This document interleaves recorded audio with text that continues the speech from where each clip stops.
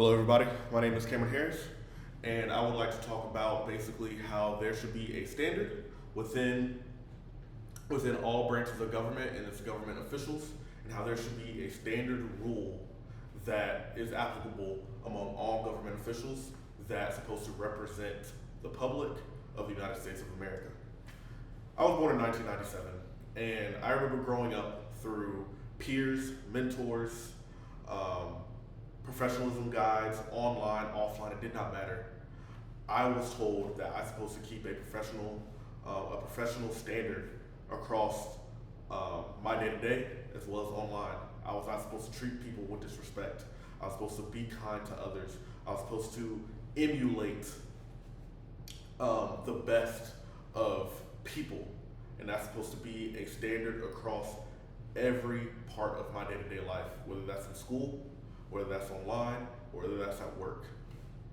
But I want you guys to ask yourself, have you guys seen that within our government officials, our public servants, in our day-to-day?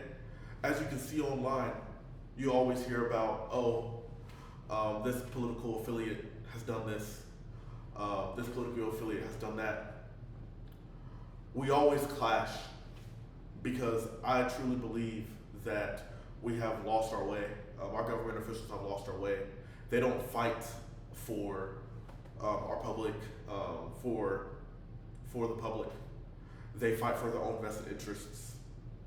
And I do believe that if they had a uniform code of uniform code of standards, doesn't have to be the uniform code of military justice, but if they had a set of standards that they had to enact on a day-to-day basis, I promise you, all the banter, all the small talks, all the name calling and stuff like that will be lost, because the overall mission is to serve the public, right?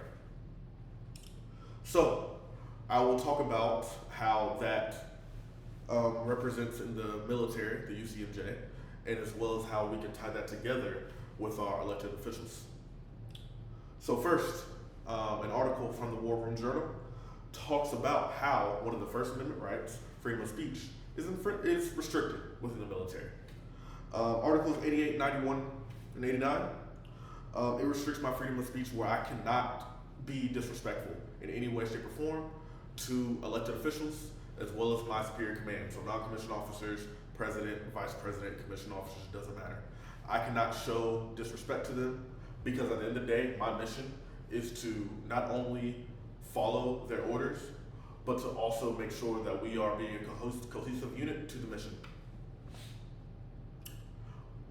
How does that help when it comes to our government officials? I believe that that is one step or one example of a restrictive right, a restrictive free speech that I feel that government officials should give up, because all of that disrespect and all of that contemptuous language that you see online and in person between government officials or people who want to be government officials are unnecessary. All that jargon is unnecessary. We need to focus on one common goal. Next, I would definitely say that there is a lack, in my opinion, of policy that is within the Congress, as well as other government officials. So, the Campaign Legal Center Journal talked about the Stock Act of 2012. The Stock Act of 2012 happened because for a very, very long time, the issue of personal vested interest arose throughout America. And you still see it today. So insider trading is illegal. We all know that. However, only 5% of Congress does not own individual stocks. Now, it is perfectly legal to own your own stock. It is permitted. However, that can prove issues.